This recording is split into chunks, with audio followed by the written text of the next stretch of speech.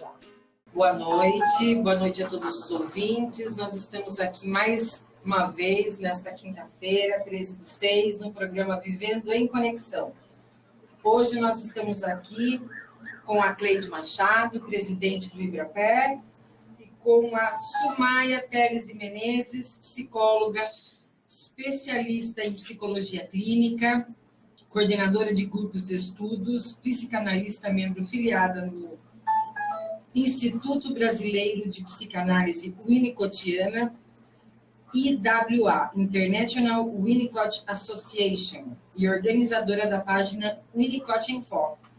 Esta noite nós vamos estar falando sobre um assunto muito importante, que é a violência doméstica. Contamos com a sua participação, querido ouvinte.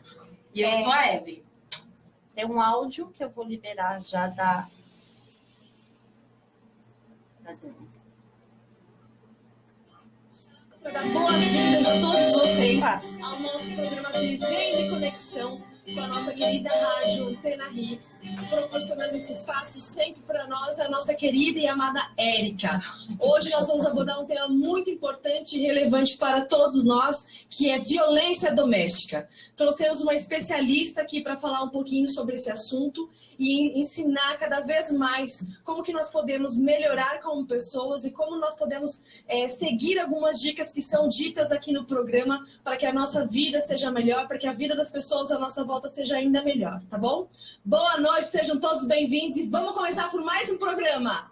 Boa noite também a todos os ouvintes. Hoje eu estou aqui junto, né, para nós estarmos fazendo essa colocação da violência doméstica, porque muitas pessoas não sabem o que é uma violência doméstica, né?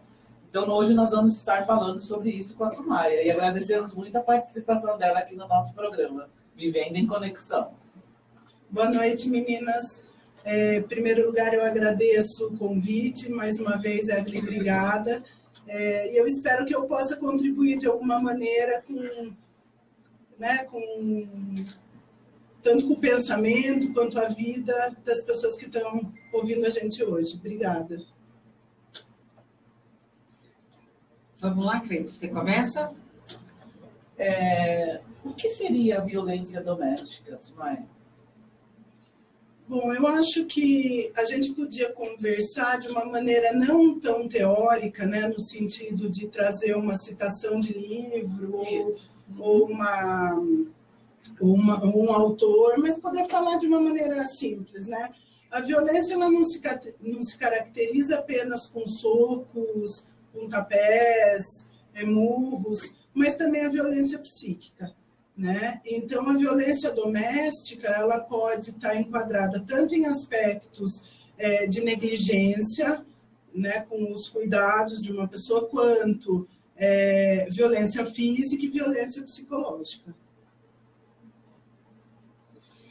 E um assunto que eu queria abordar com você, Sumaia, é sobre como essa pessoa pode perceber que está sendo vítima, né? Eu até estava lendo sobre isso hoje, me preparando para vir para cá, e tem algumas questões que podem ajudar a pessoa a perceber que ela está sendo vítima disso, né? Você poderia citar alguma coisa para a gente? Olha, eu acho que essa questão da violência doméstica, em primeiro lugar, da violência em si, né? Não só da violência doméstica, mas da violência, eu acho que é um tema que vem sido muito abordado em vários meios de comunicação. Só que eu acho que o grande problema é o fato da gente estar falando com o ser humano. Então, o que acontece? A gente pode dar uma lista de sinais e sintomas e percepções, mas a pessoa envolvida no assunto, muitas vezes, acaba não conseguindo perceber o que acontece com ela, ou se percebe, não tem uma saída mágica para isso, né? Mas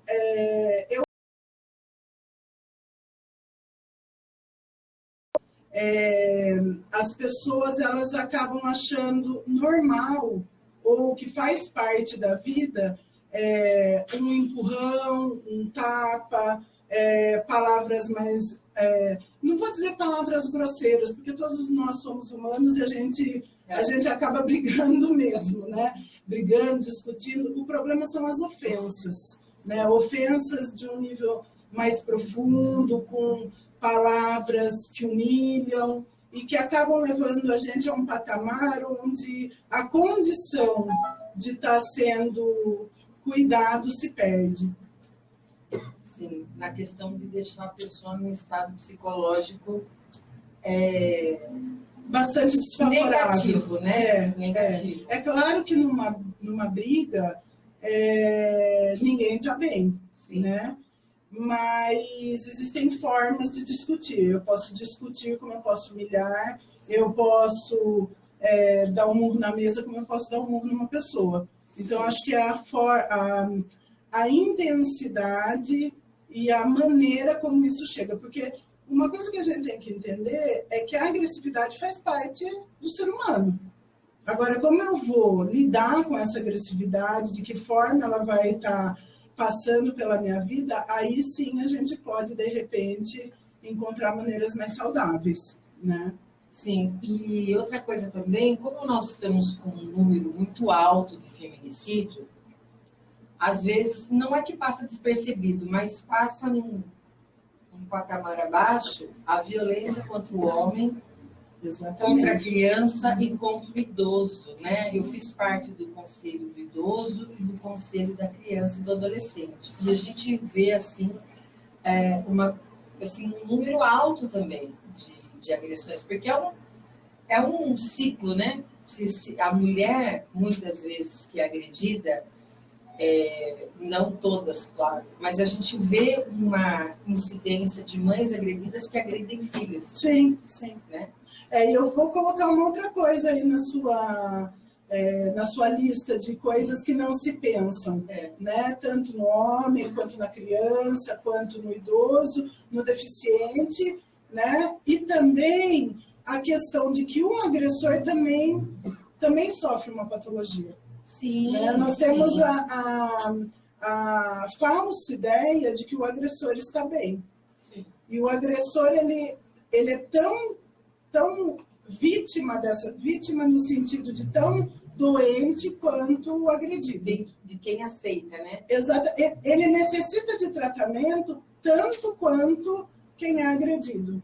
Né? Eu acho que isso é super importante, porque senão fica polarizado de um lado, como se fosse o bonzinho e o malzinho, o saudável e o doente. Na verdade, não é bem assim. As duas pessoas precisam de ajuda, né? O que acontece, Sumaya, muitas vezes, acredito que na maioria das vezes, é que o homem ele não faz a denúncia. Uhum. Né? E muitas pessoas não sabem que a Lei Maria da Penha, ela também protege o homem contra a violência. Exatamente. Então, aí tem algumas questões, que nem você falou, que aí não é só contra a mulher, é contra a criança, contra o idoso, é a violência doméstica. Né? E também não é só a agressão física. A agressão psicológica, muitas vezes, ou a maioria das vezes, ela é muito mais difícil de ser detectada, de ser diagnosticada, porque ela não deixa marcas externas. As marcas são internas, né? E você, como psicóloga, acredito que receba muitas mulheres que às vezes comentam sobre isso. Né? Exatamente. Eu acho que essa questão da violência doméstica, eu acho que o grande problema dela é que ela abarca muitas frentes, né? Então, não é um simples, olha, você levou um tapa, faça uma denúncia. Se fosse assim, o mundo estava perfeito, né? A questão é que nós temos aspectos sociais, nós temos aspectos culturais, nós temos aspectos econômicos, nós temos o aspecto da sobrevivência, né? Sobrevivência que eu digo em amplos sentidos. Nós temos o aspecto psíquico, no sentido de nem saber uma outra forma de existir. Né? Porque às vezes essa pessoa, tanto o agressor quanto o agredido, nem imagina que possa existir uma vida sem murros e sem dar murros, né? Sem humilhação e com outros caminhos mais saudáveis. A pessoa ela não faz ideia que ela pode agir de uma outra maneira. né? Não faz uma ideia pessoal, eu digo. Ideia a gente pode até ter, mas isso não encaixa na nossa vida, né? Isso, quando a gente fala cultural, né, está envolvida a maneira como foi criada, a maneira, por exemplo, de um homem, vamos dizer assim, né? Quando ele era criança, ele via muito o pai bater na mãe, e às vezes o avô, na avó. Então veio sendo uma sequência, e acabou para ele sendo Um espelho. um espelho. Às vezes, né, essa conversa ela é muito ampla, né? Ela é muito grande, né? Mas eu fico imaginando como é difícil. A gente fala tanto das mulheres, e tem que falar mesmo, né? Porque é um novo pensamento. Poder falar sobre a mulher é uma coisa nova, né? Mas talvez olhar um pouquinho também para o outro lado do como é difícil ser homem hoje em dia, né? Porque até tempos atrás bastava você pôr o dinheiro em casa, isso era ser homem, né? Hoje essa referência também já se perde, porque a pessoa tem que dividir as atividades em casa, as mulheres buscam companheiros e não mais provedores de um lar. Então, também ser um homem onde essa regra de eu ponho dinheiro em casa, eu posso bater, eu tenho todos os direitos sobre você, também não existe mais, né? Então, fica bastante difícil para esse novo homem encontrar um lugar para ele, né? Porque é uma novidade também ser homem no século XXI. Como é uma novidade para a mulher também ser uma mulher com tantas... com possibilidades de escolhas, pelo menos para as que podem, né? Então, também acho que é uma faca de dois gumes, vale para os dois, né? E nós temos no Brasil um ministério que ele cuida justamente sobre isso, é o Ministério da Mulher, da Família e dos Direitos Humanos. E pela estatística de 2019, a violência contra a mulher cresceu 24%. E nós estamos apenas em junho. Olha o aumento, isso só que foi registrado. Né? E também a violência contra crianças é um quadro que tem aumentado muito. Diz que diariamente as delegacias recebem 2.000 queixas de violência. Não só a violência contra a mulher, e toda a violência que nem você falou, porque não é só a mulher. Aqui a gente trabalha mais do lado da mulher, porque é um programa, não é só para a mulher, mas é um programa de mulheres. Do empoderamento, da gente estar passando várias informações, porque às vezes você está sofrendo uma violência e você não sabe que está sofrendo uma violência. Sim. Principalmente a violência verbal, né? A violência psicológica que vai te agredindo, deixando você com a sua autoestima lá embaixo, desmerecendo, né, a mulher. E não só a mulher, desmerecendo a todos, né? Primeiro que eu não sou socióloga, né? Mas eu imagino que o número de denúncias talvez esteja ligado com a condição de fazer denúncias, né? Então, talvez essas queixas cheguem mais até as delegacias, talvez as pessoas estejam se inteirando mais da sua condição e possam fazer mais denúncias. Mas eu acho que eu acho que são assuntos diferentes. Acho que uma coisa é a condição, a importância e o acesso às denúncias, né? Vamos dizer, todo esse lado legal, jurídico e policial, vamos dizer assim, que tem a ver com essa questão da violência doméstica. Mas o problema não acaba aí, né? O problema é, eu fiz uma denúncia, o que eu faço com isso? Né? Essa é a questão, o que eu faço com isso? Porque eu tenho que ter recursos, né? Não só materiais, financeiros e um lugar para morar, como eu tenho que ter recursos psíquicos para poder sair disso, né? Eu quero entrar nesse assunto, inclusive, porque eu fiz parte de uma pequena investigação sobre as mulheres que fazem a denúncia e voltam atrás. Tem milhares, né? Então, na hora que ela está magoada, ferida, ela vai até a delegacia, faz a denúncia, há um indício. Aí, quando chega na casa, ela já fez as pazes. aí chega lá, ela retira. Né? Eu não estou falando que eu sou contra retirar ou não, mas eu acho muito importante que tivesse uma continuidade no tratamento psicológico, que de repente esse casal pode ser tratado e realmente se recompor, né? Mas se fica nesse ciclo, né? Nesse círculo vicioso de eu denuncio, eu tiro, eu denuncio, eu tiro, denuncio, eu tiro.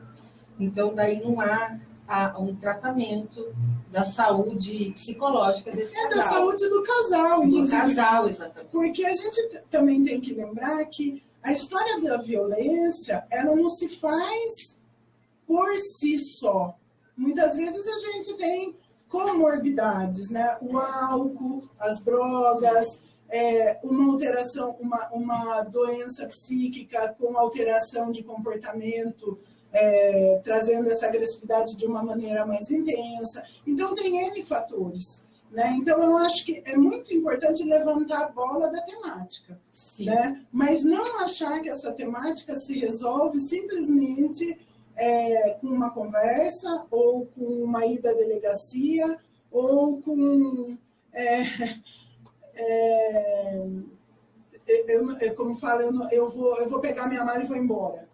Né? Talvez a coisa seja muito mais profunda do que isso. Eu tenho que ter vários amparos, né? Amparos de cuidado, eu digo. Sim, e vocês sabem dizer para mim, realmente eu não sei essa informação, os nossos, os locais que apoiam essa contra a violência, porque a gente vê essas denúncias e nós vemos, principalmente em relação ao homem, muitas pessoas ficam com aquele ódio, inclusive, né? Porque o marido bate, que tem que acontecer isso, acontecer aquilo.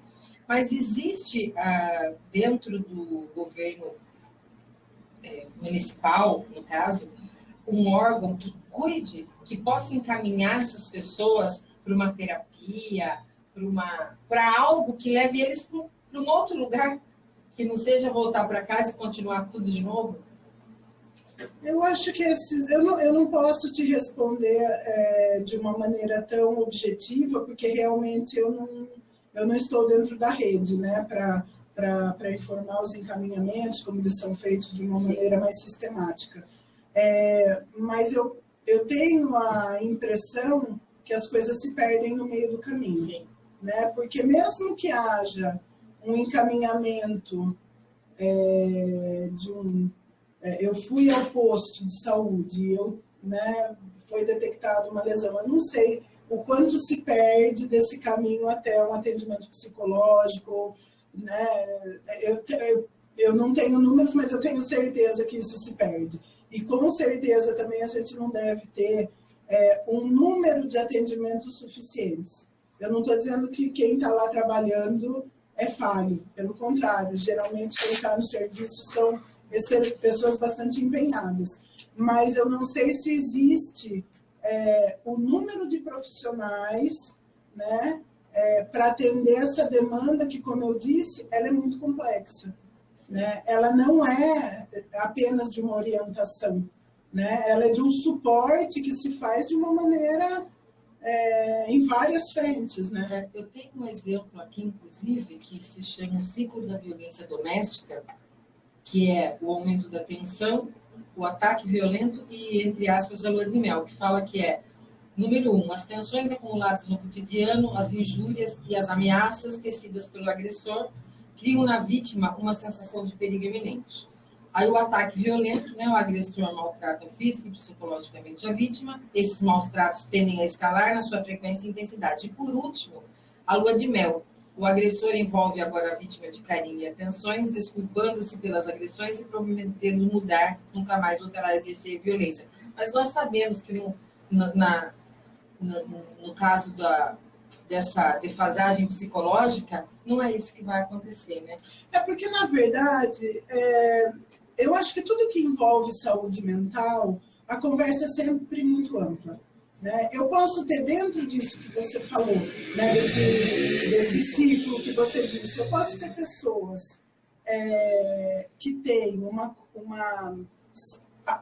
vive esse ciclo até uma determinada amplitude, mas consegue perceber o que está acontecendo e consegue parar, pensar, buscar outros caminhos, buscar um profissional para tratar disso, enfim, às vezes uma igreja, né? Muitas vezes o caminho, talvez o caminho mais frequente seja uma instituição religiosa que faça esse apoio, né? Enfim, tem essas pessoas, a gente não pode imaginar que todo mundo que vive uma situação de agressão é irrecuperável, isso não é verdade, né? Então, eu acho que da mesma forma que nós temos estas pessoas, nós temos também as pessoas que são psicopatas, que não vão parar, né? Elas não vão parar porque elas não têm condições para parar, né? Agora, quem está dentro desse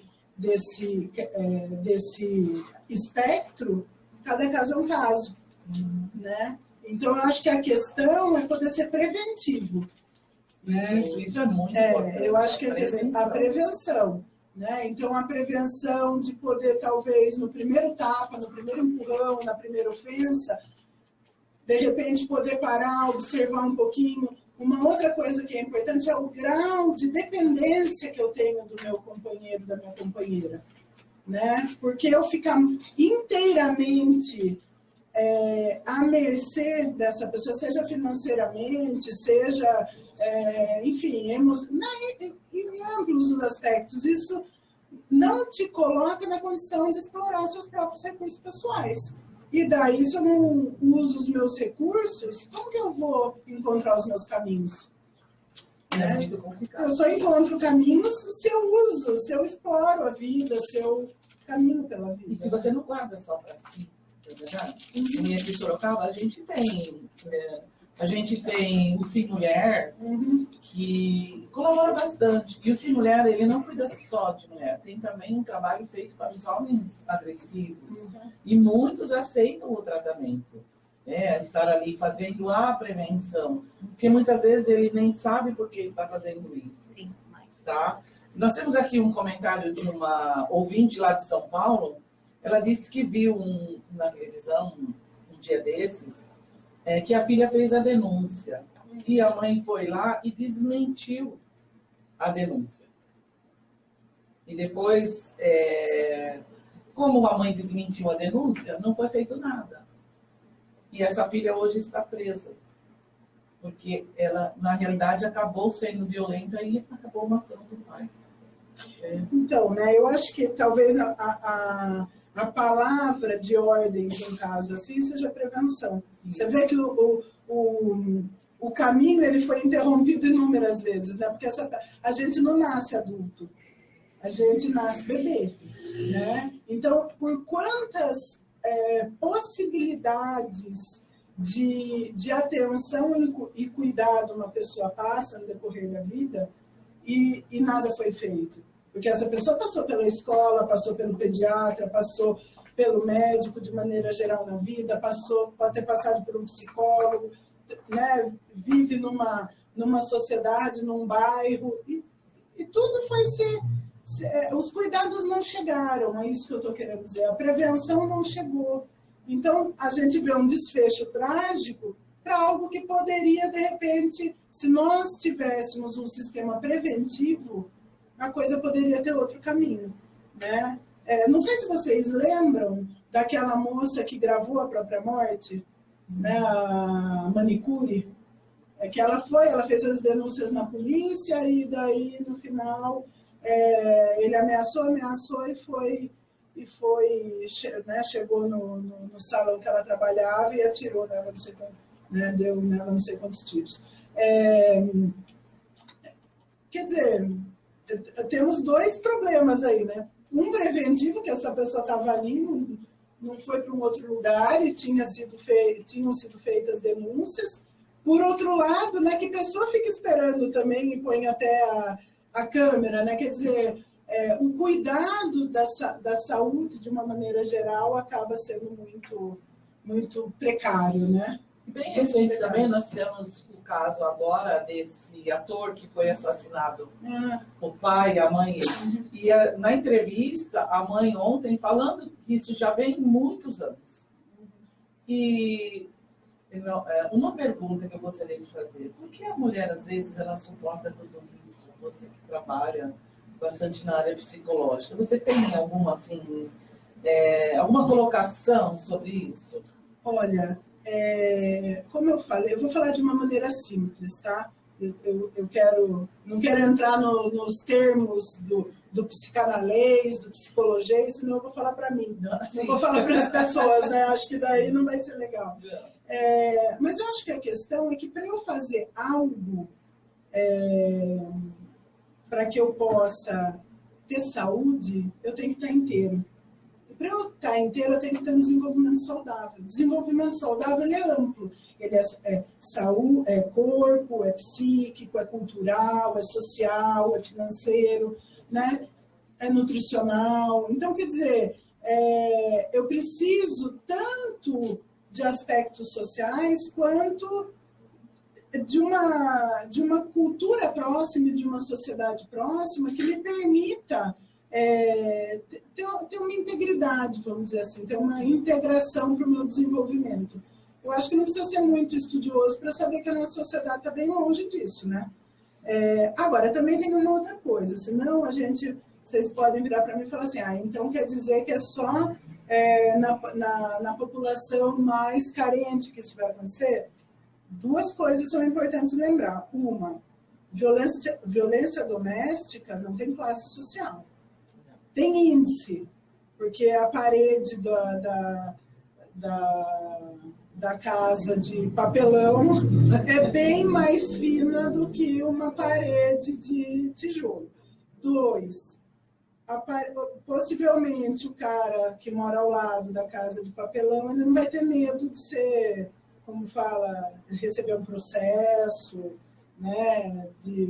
Não vai. Agora, você de repente vai pensar, né? Nossa, eu vou ligar para a polícia, meu vizinho, e se ele abre um processo contra mim? E se ele me denuncia por calúnia e difamação? Então, tá vendo como a coisa ela vai se abrindo, né? E uma outra coisa que a gente tem que lembrar, então, quer dizer, as pessoas com mais poder aquisitivo estão tão no barco quanto uma pessoa né, uma pessoa mais frágil socialmente falando, né? E a gente também tem que lembrar que saúde mental é bem democrática. As patologias, elas atingem o humano e não camadas sociais. Tá? Então, eu posso ter pessoas extremamente frágeis psiquicamente num lugar mais simples, como eu também posso ter pessoas psiquicamente muito frágeis em lugares muito abastados. Né? Senão não existia suicídio na Suécia, né, gente? Né? Que é um país bem... Nós temos um comentário aqui da Regina. Ela disse assim: muitas mulheres se submetem, mesmo nos dias atuais, por ainda não se sentirem capazes de viver sem a presença de um homem. Então, pode até, dependendo da idade da pessoa, inclusive, fica muito difícil ela construir uma vida que não seja aquela dentro dos padrões sociais aceitos. Uma separação, até algum tempo atrás, era algo que era um repúdio, né? Como assim a pessoa pode se separar? Então eu tenho que engolir, né? Ou religiosamente falando, né? Nossa, qual vai ser o caminho da minha alma? Então nós temos muitos desdobramentos para isso, né? Mas eu acho que hoje, a partir do momento que se fala muito sobre isso, isso está nos postzinhos do WhatsApp, do Facebook, numa matéria maior, na novela. A novela é uma coisa, gente, eu não assisto novela, mas a novela traz muitos temas, né? Então, a pessoa se identifica muitas vezes com aquilo que está acontecendo na novela, no filme, na série, né? E ela pode se ver ali. Então, esses programas, eles são muito úteis no sentido de autopercepção, né? Porque trazem alguma coisa. Eu sei que algumas vezes as pessoas questionam um pouquinho o que está ali, né, no conteúdo, mas às vezes são coisas muito necessárias para serem pensadas, né? É verdade. Nós temos um comentário aqui, quero agradecer essa audiência especial mesmo, de Alagoas. A Sara Jane, de Água Branca, Alagoas, está nos parabenizando pelo tema do programa, dizendo que é a segunda vez que ela está ouvindo a gente, que seja muitas vezes, e pedindo para mandar um beijo para a filha Adriele. Então, 3 beijos para você, Adriele. Meu, da Cleide e da Soraya. 4, e da Érica, que está aqui na nossa frente. Tá bom? Um beijo para as duas. Deixa eu ver se tem mais algum comentário aqui. Senão a gente tem algum... Tem aqui do Roberto Machado. O que falta é acompanhar mais de perto cada caso. O sistema não tem estrutura. E um outro comentário aqui que eu achei bem interessante, que é da Elaine, ela diz que muitas pessoas acreditam que depois do casamento pode mudar o outro. E é isso, Maia. Então, eu vou começar pelo lado mais simples, se dá para ser, né? Se dá para ter, em algum momento no casamento, uma coisa simples, eu acho que talvez a mais simples seja: o casamento é um projeto diário, né? Você dorme e acorda com o projeto, né? Já começa aí, então a simplicidade. Não acaba nunca. Não acaba nunca, não tira férias, inclusive, né? Então, eu acho que a gente pode até ter, pode não, nós temos, né, gente, no decorrer da vida, inúmeras transformações, né? Mas imaginar que coisas como o álcool, como a explosão violenta, como as drogas, como... que mais? Bom, vamos pegar esses aqui que estão frescos na minha cabeça, que eles vão se alterar só por causa de um papel ou por causa de uma nova organização ali de casa. Isso é muito simples. Claro que se a gente for buscar, vamos encontrar casos onde, nossa, a pessoa parou de beber, ou a pessoa parou de usar drogas, ou deixou de ser violenta. Tem casos. Mas estatisticamente, isso é muito mais complicado, porque são situações que eu preciso de cuidados de outra ordem. E tem uma outra coisa: esposa não é mãe, nem terapeuta. Esposa é esposa, né? Ela tem que ocupar no lugar dela. O lugar de esposa. Exatamente. E como um projeto de vida, como você falou, é no dia a dia. É no dia a dia. Então, quer dizer, por mais que eu tenha boas intenções, eu não sou mãe do meu marido, nem terapeuta dele. Não é esse lugar. Então, é muito difícil. E outra coisa, você tem envolvido, tem os seus desejos pessoais ali. Então, a meleca vai ficando enorme, sim, né? E é muito comum essa colocação da mulher no lugar da mãe, né? É muito fácil de virar mãe do marido. E, às vezes, virar filha, né? Sim. A gente está falando nos dois lados. E né? já vi casos próximos a mim dos filhos virarem os pais, de pessoas com problemas de alcoolismo. Não quero falar errado, gente. De chegar em casa e a criança pequena botar a mãe na cama, botar a mãe no banho, lavar a louça. E é muito mais comum do que a gente imagina isso. E isso não deixa de ser uma violência doméstica contra a criança. Sim. Porque está mexendo com a parte sentimental dela. Sim. Porque a criança ela tem que ser cuidada, não cuidar. Sim. Né? Eu tenho que ter um pouquinho de um ambiente facilitador para que as coisas possam caminhar. O que são as coisas caminhar? Desenvolvimento físico, desenvolvimento intelectual, desenvolvimento psíquico, tudo isso fica muito comprometido se eu estou num ambiente violento. Né? Então, o buraco vai aí aumentando. A gente envolve outras organizações também. No caso da criança, a criança que ela é vitimizada ou ela sofre a violência doméstica, ela diretamente vai mostrar isso no comportamento na escola, né? Então, na verdade, eu posso mostrar na escola tanto com um comportamento agressivo também, quanto com questões de dificuldade escolar, sim, quanto apatia. Tá? Então, muitas vezes uma criança é a boazinha, é a bobinha, e, na verdade, ela não está podendo usar os recursos dela porque não existe a condição dela nem saber como ela usa. Ela não sabe nem por onde começar, né? Então, a gente tem a falsa ideia de que uma criança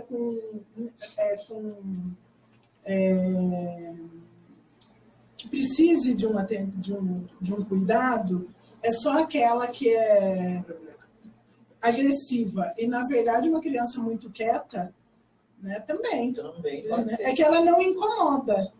Eu estou lendo exatamente isso que você está falando aqui. Ó. Se observarmos o comportamento infantil dentro das escolas, podemos notar que as crianças são espelho daquilo que recebem dentro de casa. Se convive com situações de agressividade, pode apresentar-se da mesma forma com os colegas e professora ou partindo para o extremo, tornando-se apática a relações sociais, se excluindo do grupo. O que a gente não pode, ou pelo menos eu não posso deixar de falar aqui, né, gente, é o seguinte, que imaginar que ser extremamente duro com essa criança vai ser o caminho, é um caminho sem volta, né? Porque essa criança vai estar pedindo ajuda. Então, muitas vezes, uma criança que está tendo comportamentos antissociais, e isso tem a ver com o autor que eu estudo, né, que você leu o nome do fulano aí que eu estudo, ele traz isso, né? Ele traz, o Winnicott, ele traz esse estudo sobre a tendência antissocial, delinquência e psicopatia. E o que ele vai dizer é o quê? Olha, muitas vezes a manifestação de conduta antissocial é um pedido de ajuda, né? Depois a gente vai transformando isso em outra coisa, em outras patologias. Mas, no início, isso é um pedido de ajuda. Então, não adianta eu pegar esse fulaninho e jogar na Fundação Casa ou no, né, seja lá onde for dessa forma. Talvez um bom cuidado reparador com esse lar, com esses pais, uma orientação desses pais, porque às vezes isso pode, uma coisa, vamos começar por uma coisa simples, né? A gente não precisa ir na tragédia, né? Pais se separando. Para aquela criança, isso é uma catástrofe, né? Não que os pais tenham que ficar juntos, mas a forma como isso se desdobra pode ser muito difícil para a criança, né? Claro que separação não passa ileso para ninguém, mas também ficar casado num terror também não faz bem para ninguém. Mas a forma como isso pode ser tratado com a criança pode acalmar e trazer uma condição, como pode ser devastador. Sim. Né? Então, muitas vezes, crianças que estão vivendo um processo de separação vão estar agressivas e tudo mais. Né? E elas não precisam como falam, de rigidez, talvez elas precisem de mais acolhimento. Né? Isso é uma palavra muito importante, que é o acolhimento. Porque se a criança não se sente acolhida na escola, não se sente acolhida em casa, como é que ela vai se comportar de uma maneira diferente? Ou ela vai se fechar ou ela vai ser agressiva, porque ela quer ser notada. Eu acho que uma palavra que a gente podia ter aqui de uma maneira simples é o empobrecimento. Tudo isso leva a um empobrecimento pessoal. Né? Seja com uma criança, seja com um adulto, né? Eu vou me empobrecendo. Qualquer coisa que me leve a essa condição de empobrecimento é que algo não está caminhando bem. Né? E às vezes nós temos que notar isso, né? As pessoas de fora, e às vezes comentar, saber o porquê que está acontecendo, o que está acontecendo, que nem no caso das escolas com crianças, né? Os professores notarem.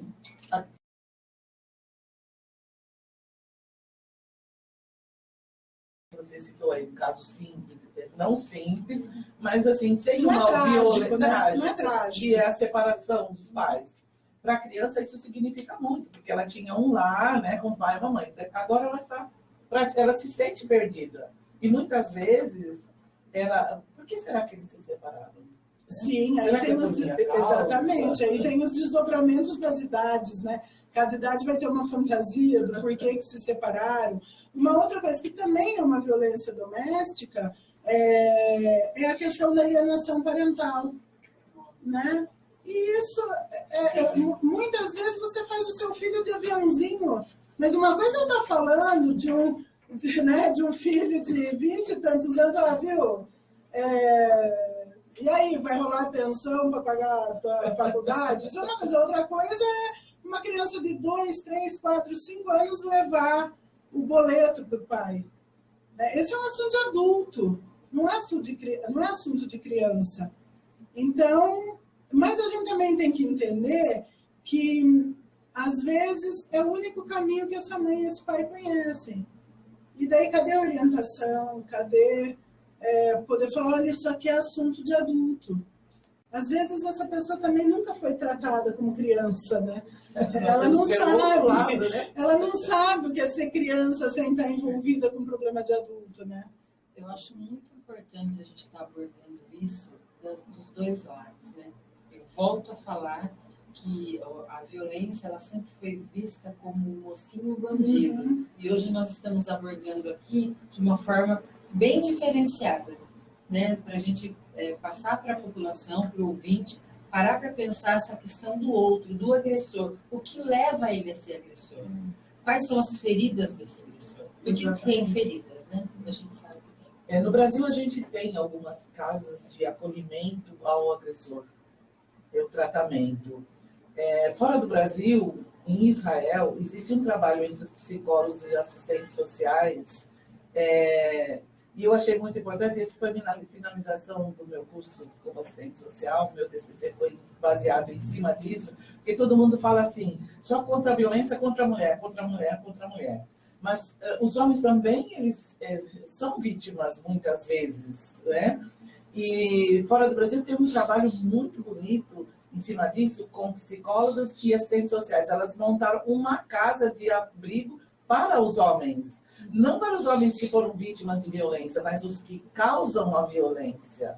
E tem uns relatos muito interessantes, falando, meu pai fazia isso, tal fazia isso. E se não houver denúncia, né, a mãe, muitas vezes, ela se esconde, né, que nem você falou, é um motivo cultural, não é só aquela pessoa empobrecida dos dois lados, mas aquelas pessoas que também têm condições financeiras boas. Então, na verdade, isso é vergonhoso, mas hoje a gente já sabe que não é mais isso.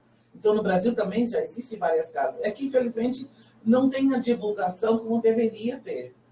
Mas a gente sabe que existe, que está nessa área, a gente sabe que existe, né? Então, nós temos que olhar todos os lados. Não é só a violência contra a mulher. É a violência contra o ser humano. Exatamente. É o ser humano que está envolvido. Inclusive, né, a gente fala em poder, né, realmente. Se o marido ele tem geralmente, não em todos os casos, né, mas muitas vezes, né, o poder físico e financeiro do marido pode até ser maior, na maioria dos casos. Mas a mãe ela tem um poder sobre os filhos com relação à alienação parental enorme. Né? Ela tem essa condição de ser muito dura, né? Então, claro, a minha ideia não é colocar, olha, vamos mudar o lado da vítima, não é essa, de forma alguma. Mas eu acho que isso que você falou de pessoas, do que a gente está falando, que caso é esse? Né? O que está acontecendo com estas pessoas? E eu acho que você falou uma outra coisa bem legal também, que é o papel do assistente social. Eu acho que em muitos casos, principalmente quando a gente fala de uma população mais simples, o papel do psicólogo ele vem muito, muito, muito depois. O assistente social talvez seja a figura central nessa história, porque ele está ali no tete-a-tete com essa família, né? Então, até para fazer os encaminhamentos, os enquadres, as opções que essa pessoa nem sabe. Então, o papel do assistente social é fundamental. E a gente tem uma pobreza desse serviço no Brasil. Infelizmente, né? Sim. A gente tem uma pobreza muito grande de assistentes sociais no Brasil. Por quê? Escolas, todas as escolas deveriam ter um assistente social para estar analisando os casos, assistindo, ouvindo até mesmo as crianças. Porque a gente tem a falsa ideia de que eu faço uma denúncia no conselho tutelar e pronto. Né? A coisa é muito maior do que isso, porque tem pais que, hoje mesmo, eu dei uma supervisão de uma situação que era assim, um pai muito doente e essa criança que não consegue ir na escola no horário, não consegue ir na terapia no horário, mas, viu, eu tenho uma situação realística de doença, de outras necessidades. Então, não tira. Eu preciso de um suporte para tudo isso. Então, acho que tem várias situações. A gente precisaria de um trabalho efetivo mesmo, né? E são pessoas, né? Assistente social, psicóloga, psicopedagoga.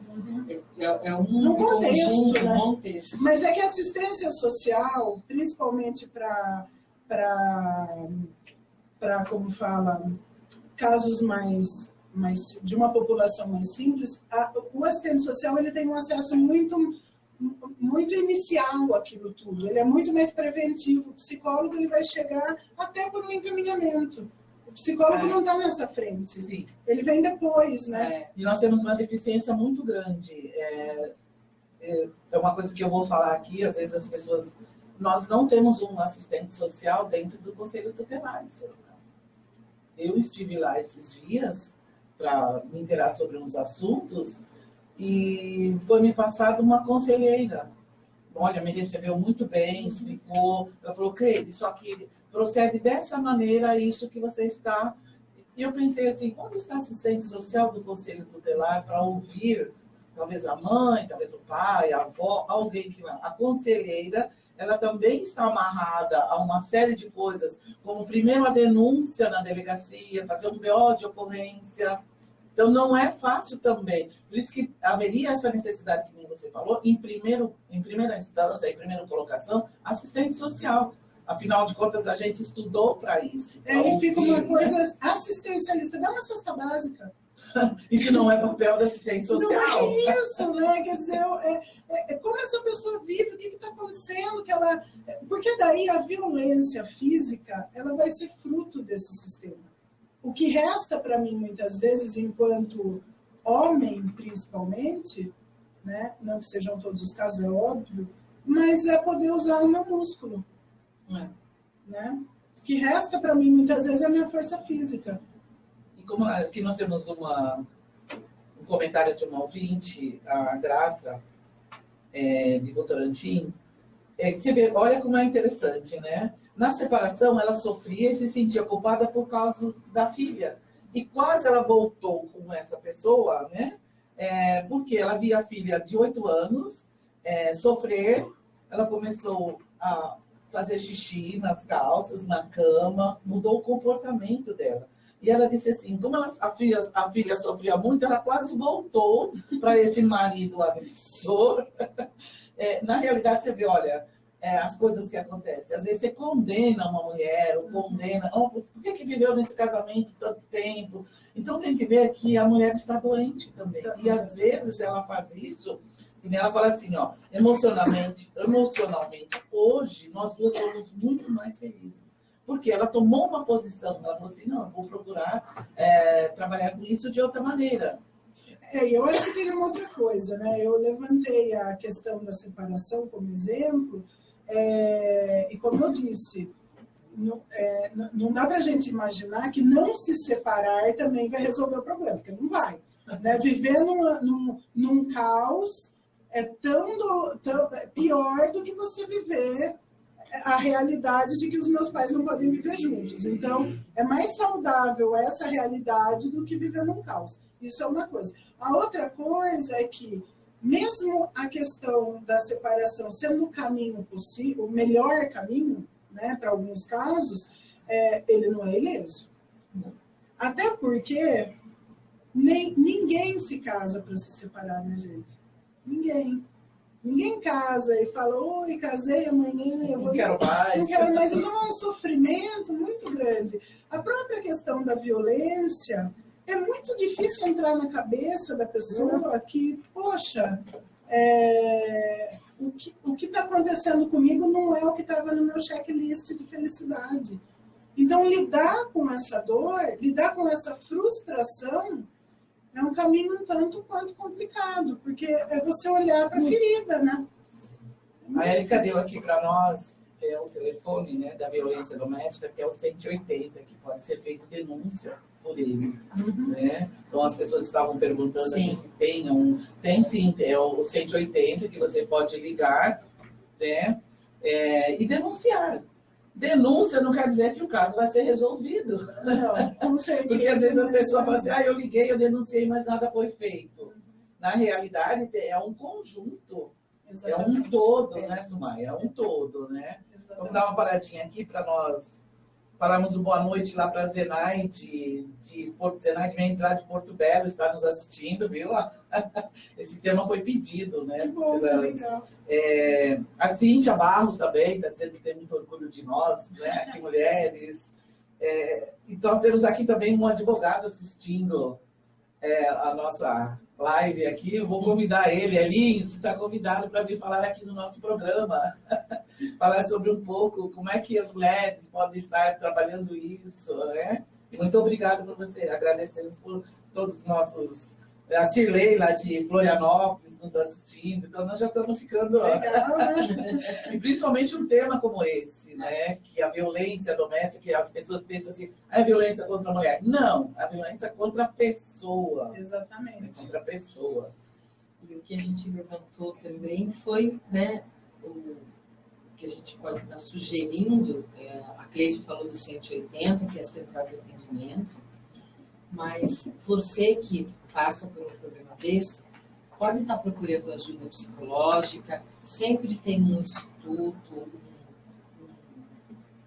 uma instituição religiosa, se você faz parte, um amigo ou alguém para estender a mão, que possa estar levando você a procurar essa ajuda mais ampla, né?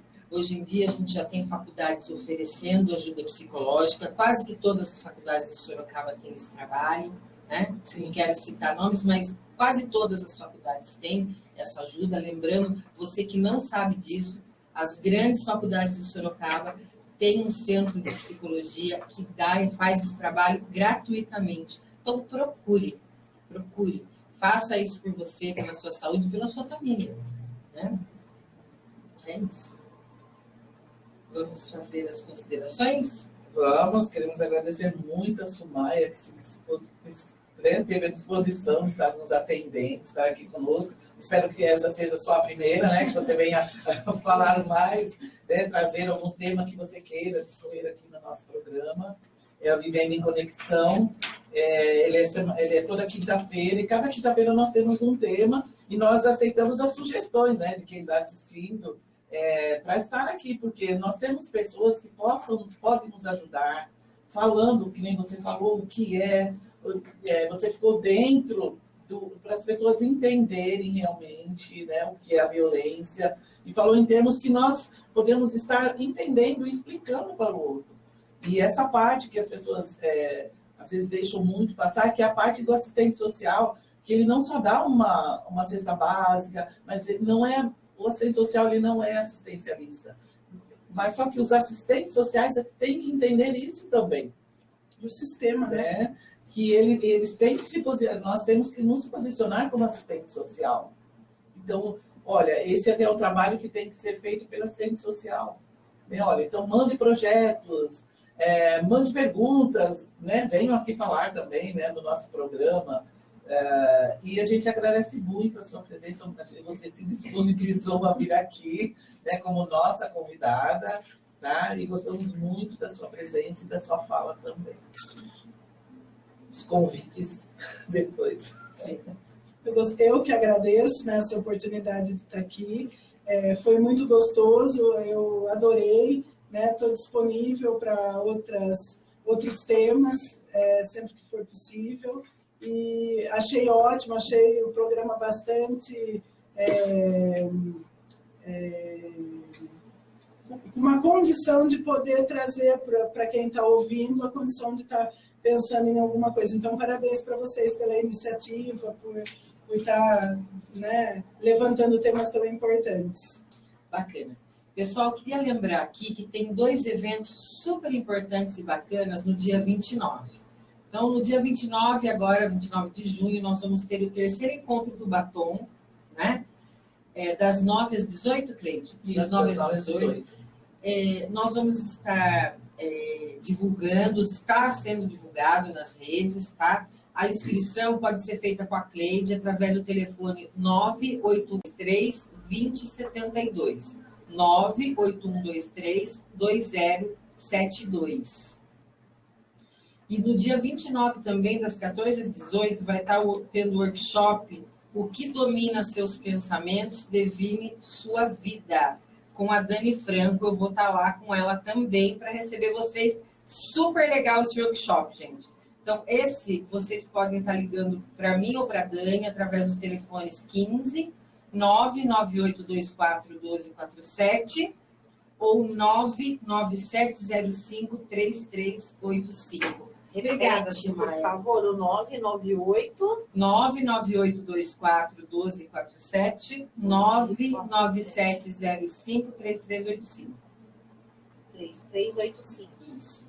Obrigada, Sumaia, por ter aceitado o convite. Foi muito bacana, foi muito produtivo e eu fiquei muito satisfeita, muito feliz de estar abordando esse tema. Como foi abordado? Eu acho que poucas vezes nós vimos esse tema ser abordado dessa forma como nós abordamos hoje. Obrigada. Muito bacana. Obrigada, Cleide. Obrigada, Érica. Ô, Dani, fugiu, né, do programa hoje. Tá viajando pro Rio, hein? Essa hora ela já tá tomando uma caipirinha carioca lá. Semana que vem você não vai fugir. Ok? Então, vamos se despedir? Ok, então, nossos agradecimentos a todos que participaram conosco. Até quinta que vem, hein? Estamos aqui de novo.